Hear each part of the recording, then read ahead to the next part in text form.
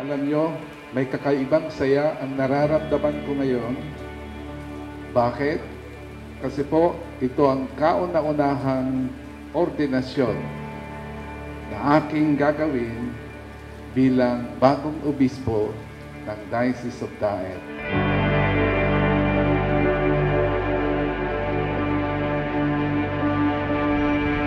Napakaganda ng unang paring aking oordinahan ay si Reverend Romeo mula sa Maggiso. Alam ko, parang sabi ko, isa sa may pinakabiyaya, malaking bukod sa nagbibiyaya ng pagka-obispo, dalawa galing sa Diocese of Daet, meron tayong panibagong biyaya ng jubileo, ang pagkapari ni Father Romeo.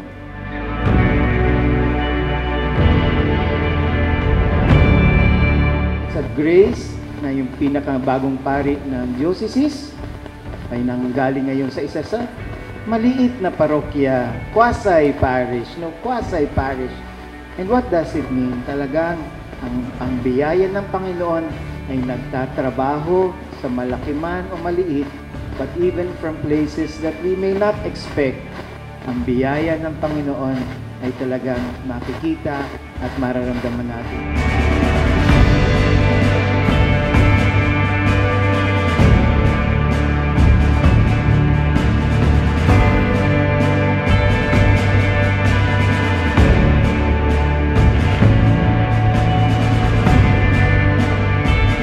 Ayoko pong tingnan ang ordinasyong ito o grasyang ito na galing sa Diyos ay isang reward. Hindi po ganito ang pagpapari. Ito pong nagtiyaga, nagpagod, nag-alay ng sarili.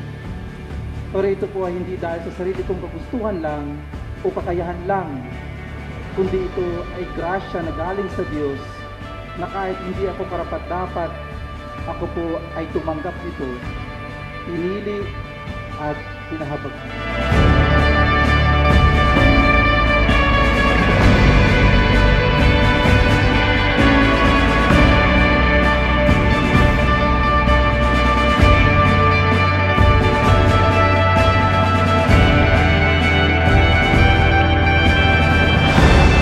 Ang tutok kaya nang siya'y pumasok bilang isang ama, naguguluhan po ako kasi unang-una, tatlo lang po sila magkakapatid. Solo po siyang lalaki, bunso pa. Bagamat may pagtututol. Kasi sa murang edad niya nang magpaalam, parang masasabi natin isang laro sa isang bata. Akala niya kung anong nasa loob lang. Kasi nakakahiya doon sa mga taong gustong tumulong sa iyo.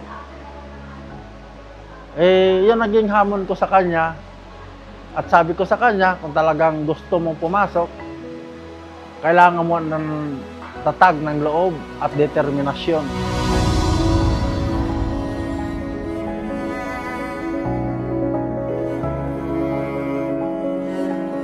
Kung titingnan natin ang bukasyon, mga kapatid, ang bukasyon ni Reverend Romeo, makikita natin na hindi ito express lane. Naalala ko sa unang attempt niya sa seminaryo, sa kwento niya sa akin, hindi siya natanggap. Siguro kung iba yun, baka sumuko na. Pero hindi yun. Si Romeo sa bawat passing by na doon sa seminaryo, kahit pasulyap-sulyap, tila ba'y meron daw siyang tinig na bumubulong sa kanya. At ang tinig na yung nagsasabi, sige lang, magpatuloy ka. At ngayon, tingnan nyo, narito siya sa harap natin.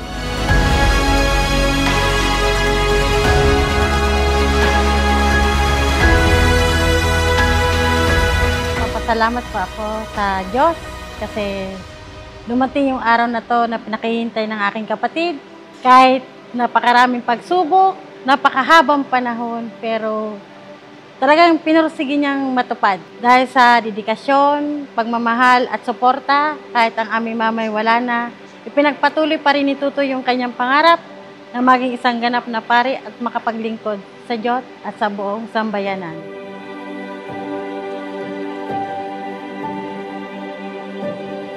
Congratulations, Totoy. Alam ko ito ay hangad ni Mama. At nawa ay hangad namin ay ikaw ay maraming mahikayat na mga Kristiyano upang lalo mong maitaguyod ang pagmamahal at may bahagi ang pagmamahal, Panginoon, sa ating lahat. Congratulations! Alam kong yan ay pangarap at kaloob ng Panginoon sa iyo.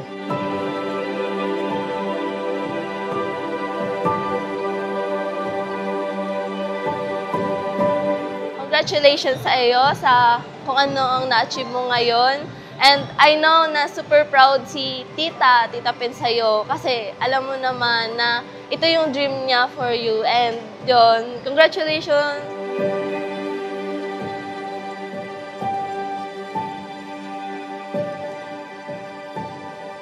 So ito na nga, sa araw na ito, nangyayari na nga ang pinakamimiti ng aking anak na bisang isang alagad ng Diyos sa matagal na paglalakbay.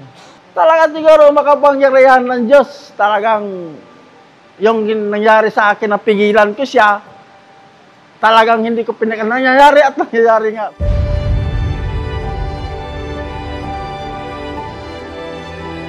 Ang pagpapari is a pure gift. No one deserves it. Kahit kami na nandito na pari na, hindi naman kami deserving talaga. We cannot even placate God and say, you may let me become priest. Hindi. Pero ngayong araw na ito, nakikita natin, kahit si Reverend nandito, matindi ang pinagdaanan din, kahit alam niya na meron siyang mga kakulangan.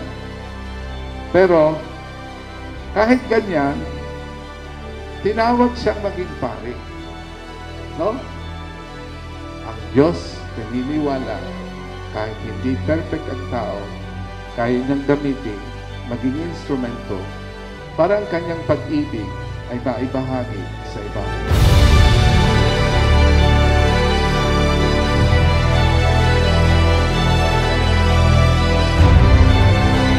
As we say, it takes a village to raise a child. It takes a whole diocese to raise a priest. Ang prayer ko para sa iyo, Father Romeo, and also as a new priest, we ask you to pray for us. It is very good to see the whole Presbyterium, the lay people, and the religious today. And as a community of priests, that is really God's gift to all of us.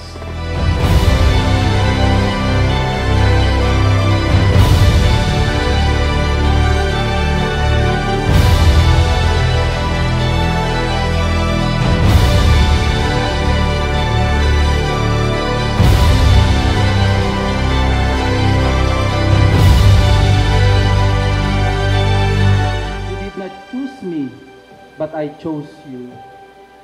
Ang regalong ito ay hindi lang sa akin, kundi sa buong simbahan.